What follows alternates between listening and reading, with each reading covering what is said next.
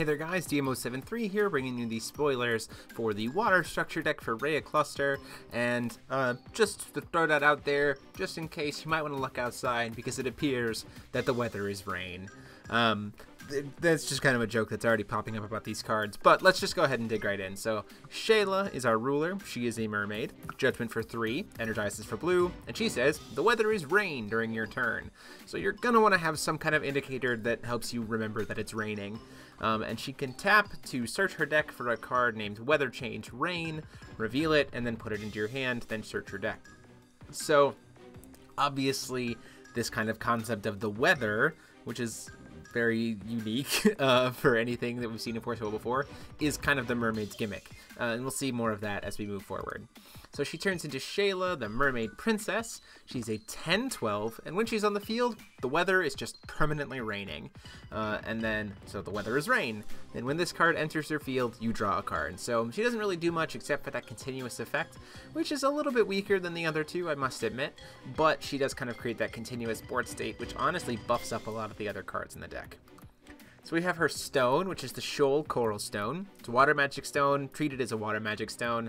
You banish it to make the weather rain. It's the end of the turn. So again, the weather is rain.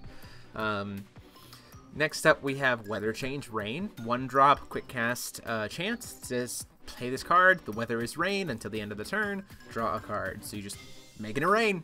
Just making it rain. And then we go into the Angelic Voice Mermaid. So the reason why this card is important is because before you flip her, you're gonna probably want to have access to weather being rain on your opponent's turn, and Weather Change Rain helps that happen. Now we have the Angelic Voice Mermaid, who is a 1-drop 3/3 that if the weather is raining, you get to draw a card. So that's pretty interesting. You're probably playing it on your turn, and your ruler is going to make it so it's a rain. So it's a 1-drop 3/3 that draws you a card. Pretty interesting.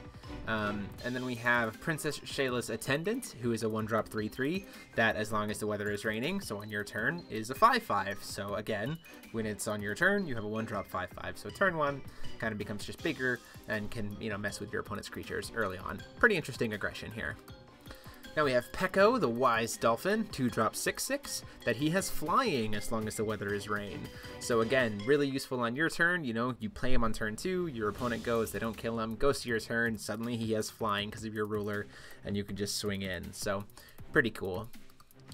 Now we have Giant Sea Jelly, 2-drop 5/5, that becomes a 7/7 as long as the weather is rain. So again, the weather is rain. Really good here. Very just interesting vanilla effects, kind of, I think. Nothing super out of the ordinary. Next up we have Aqua Rifle Mermaid. This is personally my favorite card so far. It is a 3-drop 7/7, pretty good stat line. When it enters the field, you rest something unless the weather is raining, and then you return it to your opponent's hand. So it's a 3-drop, bam, enters, put something back in its hand. Regardless of its stats, regardless of its cost, whatever, you just bounce it back. Can be used to bounce your own stuff too here, which is potentially important.